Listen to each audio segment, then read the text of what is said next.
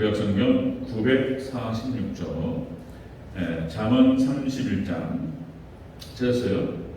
10절에서 13절까지 말씀 우리 함께 함께 합독하겠습니다. 시작. 누가 현숙한 여인을 찾아 얻겠느냐? 그의 값은 진주보다 더하니라. 그런 자의 남편은 그를 믿나니 산업이 핍절하지 아니하겠으며, 그런 자는 살아있는 동안에 그의 남편에게 선을 행하고 악을 행하지 아니하느니라. 그는 양털과 상을 더하여 부지런히 손으로 일하며. 아멘. 인사합니다. 우리 예수님, 예수님의 은혜 건강에 넘치시기를 축원합니다. 아멘. 우리 함께 읽으신 잠언 31장 10절에 13절 말씀, 오늘 본문을 토대로 현숙한 여인의 의미라는 제목으로 말씀드리겠습니다. 모습 해도 되고, 현숙한 여인은 뭐를 의미하느냐? 오전 말씀, 오전 설교하고 연결되는 말씀입니다. 현숙한 여인은 성숙한 교회를 의미한다 하는 것입니다. 성경에서는 구약 성경에서 나타나는 여인들의 모습은 다 교회를 상징합니다. 사라, 리브가, 라헬, 한나, 다 여성들은 다 이제 아이를 낳잖아요. 생명을 잉태합니다. 교회를 상징하죠. 이 현숙한 여인도 마찬가지로 교회를 말하는 거예요. 현숙한 여인이 누구냐? 이것을 갖다가 잠언 31장에서 그 솔로몬이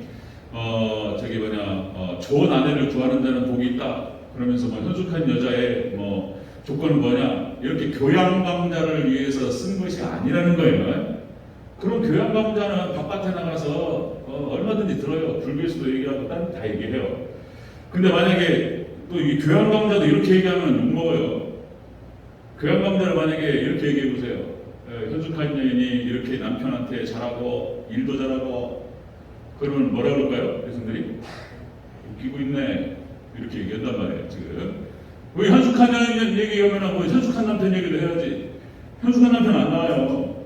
이게 무슨 얘기냐면, 현숙한 여인은 교회를 말하는 거예요. 성숙한 교회가 어떤 교회냐, 이걸 상징적으로 얘기를 하는 것입니다.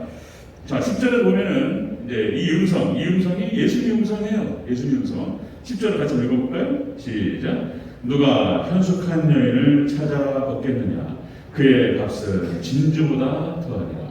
아멘. 성숙한 교회가 많지 않다는 거예요. 누가 성숙한 교회를 얻겠느냐? 이런 얘기. 그러니까 우리 대전절기는 성전 두 기둥 것 같아요. 백합화가 상징 있게 딱 그려져 있는 성전 두 기둥 것 같은 성숙한 교회가 되기를 주 여러분으로 축원합니다. 오전 말씀하고 연결시켜서 한번 준비를 해봤어요. 그래서 오후 설교는 이게 또 주말로만 가면 또 이제 식사하고 또 이제 이럴 수 있어요. 그러니까 그냥 제가 이제 대충 우리 성도들, 대전적 성도들의 성향 이런 것도 좀 파악을 해가지고 다채롭게 이렇게 할 필요가 있겠다. 그래서 다양한 주제로 그렇게 진행하도록 하겠습니다. 자, 여러분들, 10절 말씀이 바로 예수님의 말씀입니다. 성숙한 교회가 많지 않다는 거예요. 우리 대전교회는 성숙한 교회가 되기를 축원합니다. 아멘. 네. 자, 대전교회 목표는 어떤 목표가 되어야 할 것인가? 오늘 여기 이 성숙한 여인에게, 현숙한 여인에게 전하겠습니다. 자, 보겠습니다. 현숙한 여인의 모습, 의미. 자, 첫 번째입니다. 자, 남편의 마음이 그를 믿는다. 이렇게 기록되었습니다. 11절을 같이 읽겠습니다. 11절. 시작. 그런 자의 남편의 마음은 그를 믿나니 산업이 핍절하지 아니하겠으며. 아멘. 자, 그런 자, 현숙한 여인의 남편은 그를 믿는다는 거예요. 그러니까 이 성숙한 교회, 이 현숙한 여인은 바로 예수님께 인정받는 교회인 줄로 믿습니다. 예수님께 인정받아요. 믿어요. 욕을 믿는 것처럼. 시험해봐라. 믿어요. 딱 대놓고 딱 얘기하시는 사람이 바로 욥이었다는 것입니다. 자, 여기서 현숙하다라고 하는 것은 원어뜻이 능력과 힘과 능력이라는 뜻이 있고요. 그 다음에 덕망이 있는, 그리고 선한, 그런 뜻을 갖고 있습니다. 덕망이 있고 선하다. 그래서 가사 일을 잘 돌보죠. 가사 일을 잘 돌보고 남편을 돕는 대필로서 완벽한 여인의 모습을 갖고 있어요. 남편을 돕는 대필. 자, 가정이 풍족한 삶을 이룰 수 있도록 다 잘 돌봅니다. 이 현숙한 여인. 자, 그래서 여러분 하나님께서 복 주실 때는 그전에 말씀드렸듯이 복 주시기 전에 한번 흔들어 보신다 그랬습니다. 흔들어 보셔가지고 이 사람이 이 아이가 정말 복을 받을 만한 사람인가에 대해서 시험을 해보죠. 좀 안 그러시면 좋은데 시험 안 하시고 막 주시면 얼마나 좋겠어요. 근데 하나님께서는 이렇게 한번 흔들어 보셔요. 믿음을 시험하셔요. 아브라함도 믿음의 조상으로 인정받기 위해서는 불같은 시험을 통과해야 됐다는 것입니다. 독자 이삭을 번제로 바치라. 그래서 온전하신 하나님의 뜻을 의지하고 아브라함이 순종하죠. 그러면서 이제 명실공히 하나님께서도 인정해 주시고 모든 자손이 인정할 만한 진짜 믿음의 조상이다 이렇게 인정할 만한 그런 사람이 됐다는 것입니다. 그리고 하나님께서 아브라함에게 복을 주셨고 그 자손에게 천대를 복을 주셨어요. 딱 흔들어 보시고 딱 통과하자마자 오케이 하는 순간 그냥 막 복이 하나님께 들어가셨어요. 자, 여러분들 출애굽 1세대 하나님께서 이스라엘 백성들을 출애굽시키시고 그 1세대들도 시험하셨어요. 한번 달아보시는 거예요. 믿음을. 신명기 8장 2절에서 이렇게 기록됩니다. 신명기 8장 2절. 자, 네 하나님 여호와께서 이 40년 동안 너로 광야의 길을 걷게 하신 것을 기록하라. 이는 너를 낮추시며 너를 시험하셨다고 해요. 시험하사 네 마음이 어떠한지 그 명령을 지키는지 아니 지키는지 알려 하심이라. 하나님께서 출애굽 1세대를 갖다가 광야를 지내는 동안 하나님께서 시험하셨다는 거예요. 그래서 하나님 말씀에 순종하는지 순종하지 않는지 하나님께서 알고자 하셨어요. 한번 흔들어 보시게요. 한번 한번 쪼아봐요. 3일 동안 물이 안 나와. 그러니까 승질나고 그래요. 바로 거기 뒤에 바로 물이 있는데 조금만 참았으면 괜찮았을 거예요. 근데 르비딤에서 바로 물이 막 쏟아진다는 말이에요. 근데 그냥 그 물 때문에 승질나가지고 하나님 원망하고 막 그냥 조금만 참으면 되는데 그걸 못 참고 이런 일이 벌어져 버렸단 말이죠. 자, 여러분들 우리가 광야와 같은 이 땅을 살아갑니다. 하나님께서 우리가 예수님 땅 믿고 예수님 영접하고 바로 천국 딱 들어가 버리면 아무 상관없는데 왜 이 땅을 살아내게 하시느냐? 어쩌면 오늘 본문하고 연관되어 있을 수도 있어요. 하나님 한번 시험해 보시죠.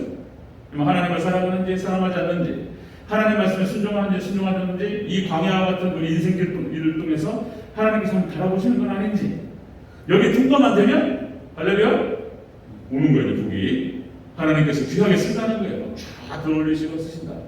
자, 사사기에 봐도 똑같은 말씀이 있습니다. 사사기 3장 3절 4절에도 똑같은 말씀. 자, 이방 민족들을 쫓아내지 아니하리니 이는 이스라엘이 그들의 조상들이 지킨 것 같이 나 여호와의 도를 지켜 행하나 아니하나 그들을 시험하려 함이라. 이방 민족들을 남겨두셨어요. 하나님께서. 이스라엘 백성들이 다 못 쫓아냈다라고도 얘기할 수 있지만은 사실상 하나님이 그렇게 하신 거예요.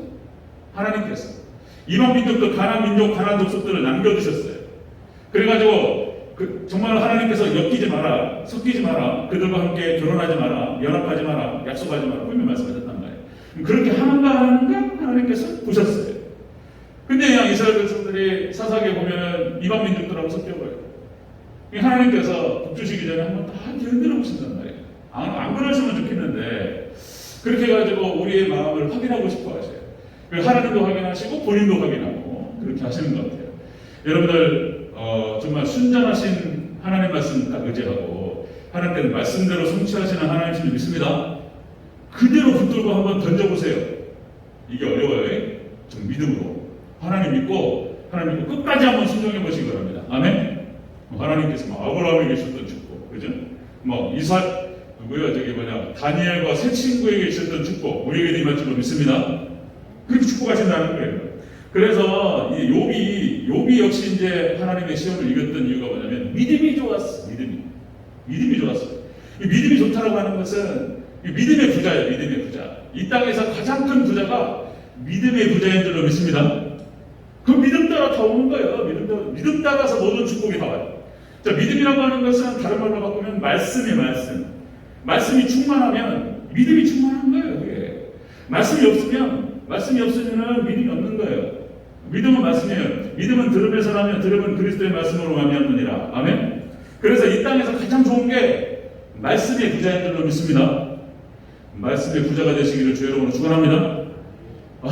말씀이 충만하고 그냥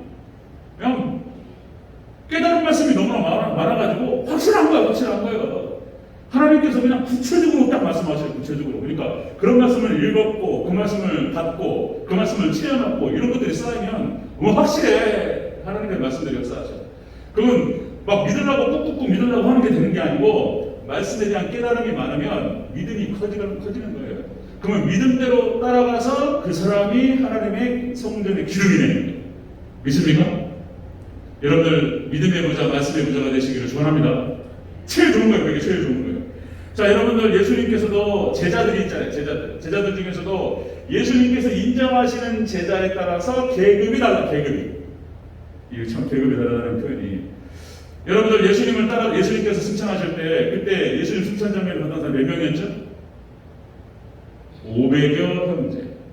예수님을 따랐던 자들이 예수님 끝까지 따랐던 자는 500명 됐어요. 근데 500명의 제자가 있었고, 그 다음에 오늘 아침에 말씀드렸듯이 70명의 제자가 있었습니다. 12제자, 12사도 외에 70명의 제자가 있었어요. 그 다음에 12로 또 나뉘어 좀 더 하나 예수님과 가까이 있는 사람들이 바로 12제자예요. 근데 12제자에서 또 나뉘어. 몇 명으로 나뉘죠? 예수님께서 친히 데리고 다니셨던 제자가 있었습니다. 겟세마네 동산에도 함께 동행하셨고, 예수님의 속마음을 다 털어놓으셨던 그 제자. 웬만하면 그런 말 안 해요. 예수님이 나 힘들다. 나 힘드니까 나 위해서 기도 좀 해줘. 그 정도로 예수님의 속마음을 열어놓고 그렇게 말할 수 있는 정도의 친한 관계였습니다. 그게 누구였죠? 예수님의 애제자 3명의 제자였습니다. 베드로와 요한과 야고보. 겟세마네 동산. 그리고 예수님께서 그 변호사에서 변호하는 그런 장면들도 그들에게 보여주시고 그랬던 제자들이었죠. 그래서 하나님께서 예수님께서 특별히 인정하시는 제자가 있어요. 끝까지 예수님을 신뢰하면서 예수님을 따르는 현숙한 여인들, 그런 제자가 있습니다. 그런데 예수님께 인정받는 성도님들이 되시기를 축원합니다. 예수님 인정해 속마음을 열어놓고, 목사도 그런 얘기 잘 안 합니다. 아무한테 얘기 안 해요. 시험 들 수 있고 그러니까 아무한테 얘기 안 해요. 자, 그렇습니다. 그 중에서 오늘 아침에 이제 그 구약 성경에 하나님께서 사용하셨던 모세. 이게 구약 성경의 구약의 대단한 신학자라고 얘기하면 모세를 들 수 있어요. 모세 오경을 기록했다. 뭐 이거 대단하죠. 이건 뭐 비교 불가예요. 창세기를 기록했어요. 창세기. 살아보지도 않고 하나님께 말씀을 듣고 친구처럼 같이 상대냈다는 거잖아요. 모세를. 살아보지도 않고 어떻게 창세기를 기록했을까? 창세기를 쫙 청동기사를 다 기록합니다. 하나님 그렇게 사용하셨어요. 사도 바울이 로마서를 기록하지 않았다면 구약 성경의 모든 진리의 말씀을 예수님으로 딱 요약을 해버렸어요. 예수님으로 다시 재편성해요. 이게 이제 로마서, 에베소서예요. 이게 어마어마한 얘기인 거예요. 그거 로마서, 에베소를 갖다 기록하면서 탁월한 신학자 사도 바울. 그런데 여기서 사도 바울보다 한 단계 더 가지 않았을까라는 생각이 들어요. 요한은 요한복음을 통해서 성령론을 정리합니다. 그러니까 가장 오래 남았어요. 예수님께서 가장 신뢰하셨던 것 같아요. 수제자는 베드로라고 얘기할 수 있지만 요한을 더 신뢰하지 않았을까 이런 생각이 들 정도로 요한에게 어머니를 맡겨요. 어머니를 요한에게 맡기고, 그리고 요한이 가장 오래 살았어요. 그리고 요한이 요한복음을 기록하면서 독수리복음, 성령론을 기록하고, 요한 일서를 통해서 삼위일체론을 기록해요. 삼위일체론. 그리고 요한을 통해서 하나님께서 종말에 일어날 일 요한계시록을 쓰게 하셨어요. 그러니까 사실상 요한이 더 사도 바울보다 한 단계 더 앞서가 나간 예수님의 친예제자였고 가장 신뢰했던 제자가 아니었을까? 한번 생각해 보는 거예요. 자, 여러분들 예수님께 인정받는 제자가 되시기를 주여로 축원합니다. 큰 일을 하는 거예요. 예수님께 가까이 듣고 끝까지 예수님 따라다니고, 엘리야를 끝까지 쫓았던 엘리사가 엘리야의 능력에 갑절의 능력을 받고 하나님께 쓰임 받습니다. 여러분들 끝까지 예수님께 가까이 붙으시기를 축원합니다. 그러니까 이렇게 현숙한 여인이 뭐냔 말이에요. 현숙한 여인이 성숙한 교회를 말하는 것이고요. 바로 이 성숙한 교회는 예수님이 인정하는 교회, 예수님이 칭찬하는 교회, 그런 교회, 대전적 교회 되기를 주의 이름으로 축원합니다. 아멘. 자, 두 번째 보겠습니다. 이 현숙한 여인 모습, 의미. 자, 악을 행하지 않는다는 거예요. 그 남편에게 악을 행하지 않는다. 12절을 가져 읽겠습니다. 12절 시작. 그런 자는 살아있는 동안에 그의 남편에게 선을 행하고 악을 행하지 아니하느니라. 아멘. 그 남편에게 선을 행하고 악을 행하지 않는다. 이게 뭔 말이냐? 결혼하기 전에는 남편에게 순결을 바쳐요. 결혼한 후에는 정절을 바치는 것이 아닐까, 이렇게 생각을 해보는 거예요. 순결과 남편, 부인으로서, 그 신부로서 남편에게 줄 수 있는 가장 큰 선물이 뭐겠습니까? 그죠? 그러니까 여기서 남편에게 악을 행하지 않는다, 그런 뜻이죠. 신랑에게 줄 수 있는 최고의 선물, 그전에 한번 말씀드렸죠?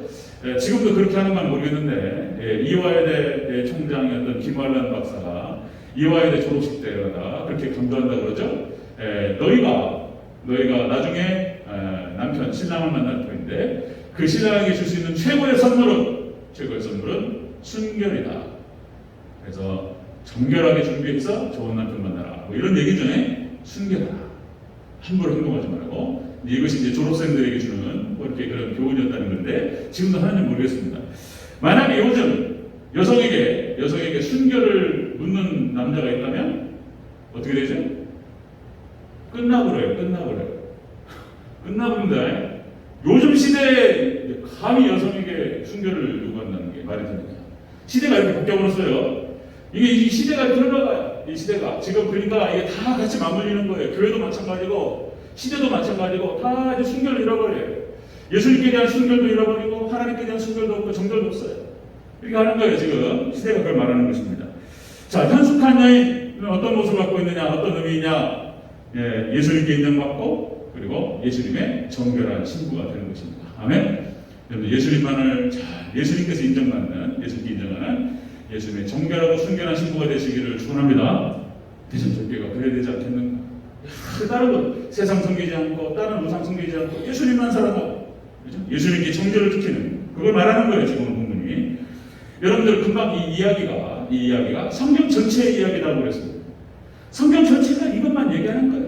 하나님과 우리 이스라엘 백성들과의 관계, 하나님 백성들과의 관계, 계속 이거 얘기하는 거예요, 이거. 순결한 백성이라 하나님만을 섬기라.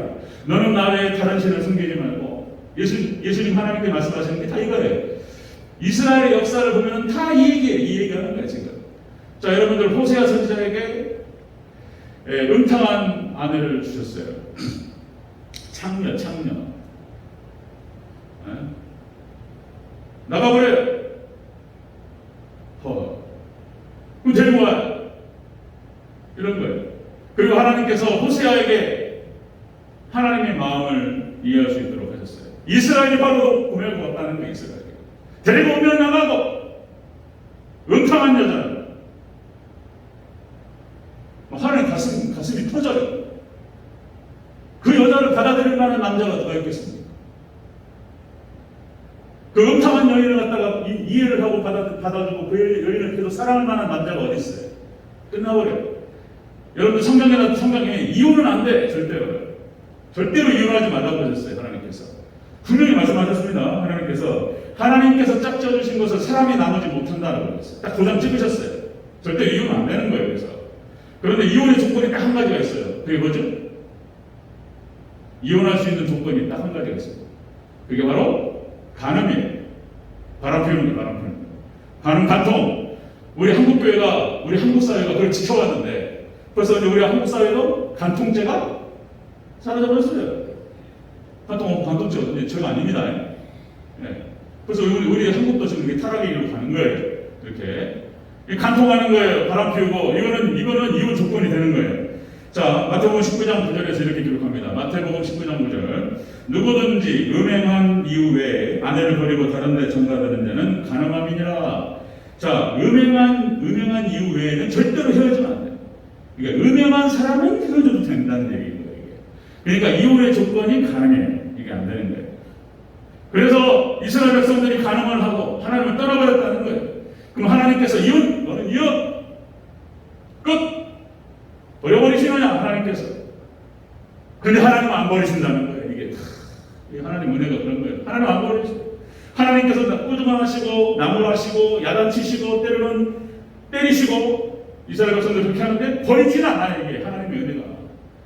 어떤 여인이 예수님께서 이렇게 계시는데 예수님을 시험하기 위해서 사람들이 가늠한 여자를 데리고 왔습니다. 그 장면 너무나 잘 아시죠?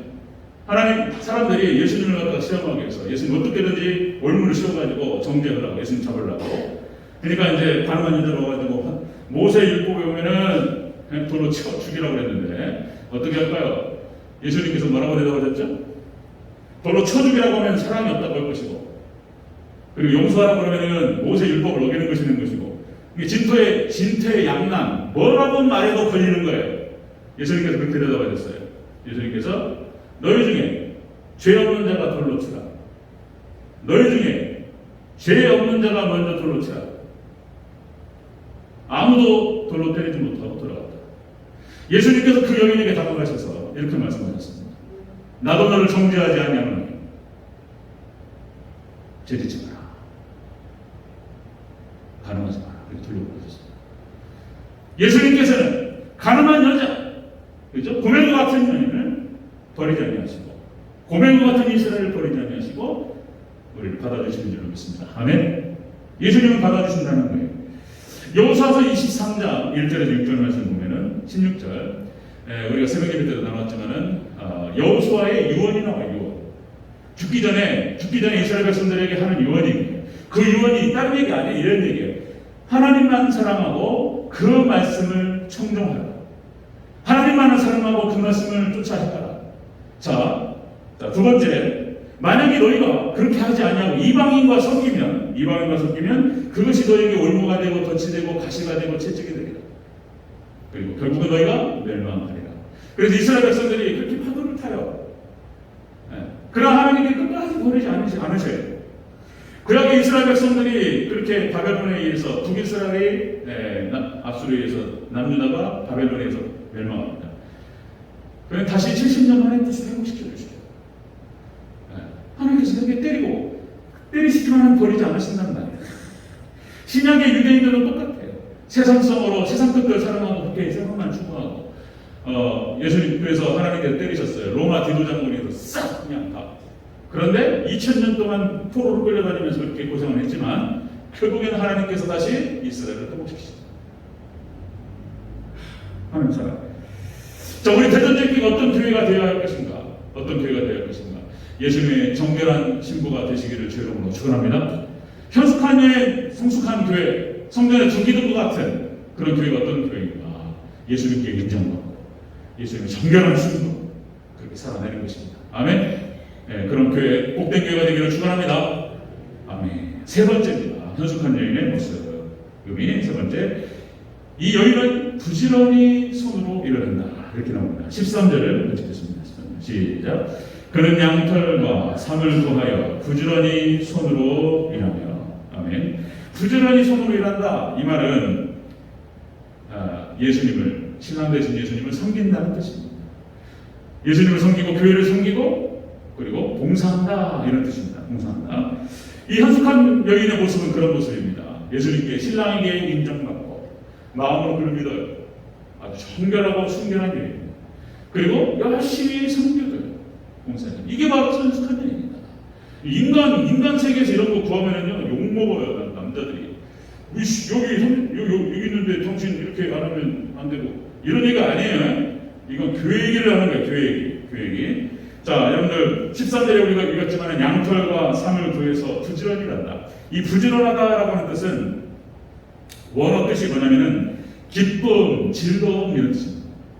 일을 하면서 기쁨으로 즐거워해서 일을 한다는 거예요. 억지로 하는 게 아니고 막 그 남편을 섬기고 가정을 들어오면서 기뻐한다는 거예요. 이게 그 뜻이에요. 헤페츠라는 이 히브리어가 기쁨이 넘치는 거예요. 즐거움이 넘쳐가지고 막 남편을 섬기고 남편에게 인정받고 사랑받고 그리고 가정을 돌보면서 이런 얘기를 말하는 거예요. 이런 얘기. 우리 15절을 또 한번 읽겠습니다. 이 여자가 이 여인 현숙한 여자 어떻게 하는지 15절 시작. 밤이 새기 전에 일어나서 자기 집안 사람들에게 음식을 나누어 주며 여종들에게 일을 청하여 맡기며 21절 너무 많아서 21절 읽겠습니다. 시작. 자기 집 사람들은 다 홍색 옷을 입었으므로 눈이 와도 그는 자기 집 사람들을 위하여 염려하지 않으며. 아멘. 겨울이 와도 옷을 지어서 입혀가지고 씩씩하게 보낼 수 있도록 가정을 다 돌보는 거예요. 속속들이 이 현숙한 여인이. 자, 마지막에 그래서 칭찬을 받아요. 남편에게 이 예수님이 칭찬받는 거예요. 29절 30절 있습니다. 29절 30절 시작. 덕형이 있는 여자가 나느냐 그대는 모든 여자보다 뛰어나다 하느니라. 고운 것도 헛되고 고운 것도 거짓되고 아름다운 것도 헛되나 우리 여호와를 경외하는 여자는 칭찬을 받을 것이라. 31절까지요. 시작. 그의 손의 열매가 그에게로 돌아갈 것이요 그가 행한 일로 말미암아 성문에서 칭찬을 받으리라. 아멘. 이 말이 마치 초대교회 칭찬받는 거 똑같은 연결되는 거예요. 작은 거였죠. 이 말씀이.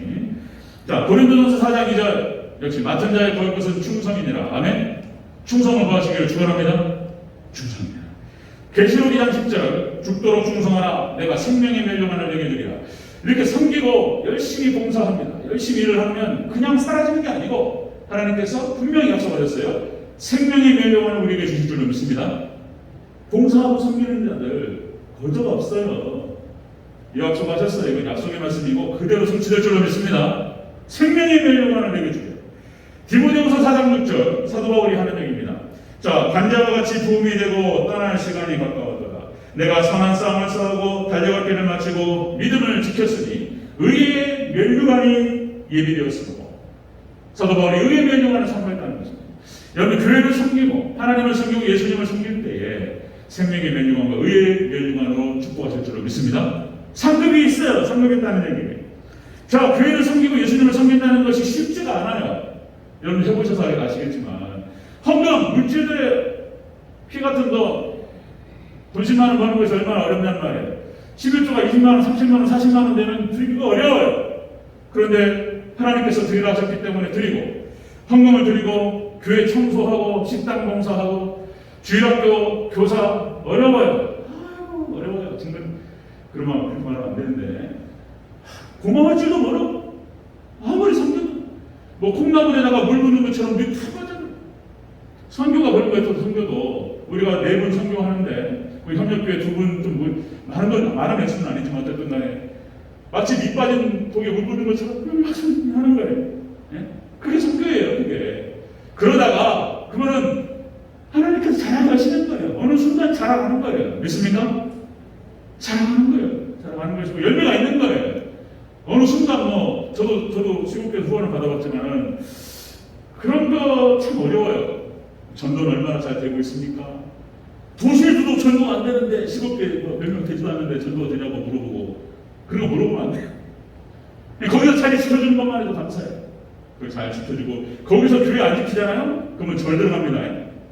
절 들어가고 이상한 것 들어가요. 산신 섬기고 그나마 교회가 딱 자리 잡고 있으니까 산신도 안 들어오고 절도 못 들어오는 거예요. 아멘? 잘 잡아주고 지켜주고 이건 또 감사한 거예요. 감사한 거예요. 성가대로 봉사하고 여러 직분마다 여러 가지 섬김이 있어요. 막 걸려가지고 그런데 이것이 믿음이 없이는 못하는 거예요. 참 희한한 것이 뭐냐면은 믿음이 있는 사람들, 현숙한 여인들은 뭐냐면은 자기가 돈 내서 자기가 시간 내고 자기가 몸 바쳐가지고 일을 해 그리고는 자기가 기뻐한다는 거예요. 할렐루야. 기뻐하는 거예요. 부지런히 기뻐하면서 즐거워하면서 자기가 한다는 거예요. 네. 하나님께서 이렇게 말씀하시는 거예요. 하나님께서 이렇게 말씀하시는 거예요. 아무개야 고맙다. 이렇게 말씀하시는 거예요. 네. 하나님께서 분명히 약속하셨어요. 생명의 멸류관과 의의 멸류관을 약속하셨습니다. 고맙다고 말씀하시는데 그에게 축복하시지 않겠는가. 여러분들 놀라운 축복이 있을 줄로 믿습니다. 말씀하시는 거예요. 우리 대전절기가 어떤 대회가 되어야 할 것인가. 45주년 그리고 오전 예배는 성전의 두 기둥과 같은 그런 교회. 이제 오늘 거기에 연결돼서 현숙한 여인과 같은 그런 교회. 네, 그런 교회로 우리 대전절기가 세워지기를 주의 이름으로 축원합니다. 하나님 놀라우신 축복. 그를 통해서 일하십니다. 네, 그렇게 하나님께 붙들려 쓰임받는 저와 여러분 되시기를 주의 이름으로 축원합니다. 아멘.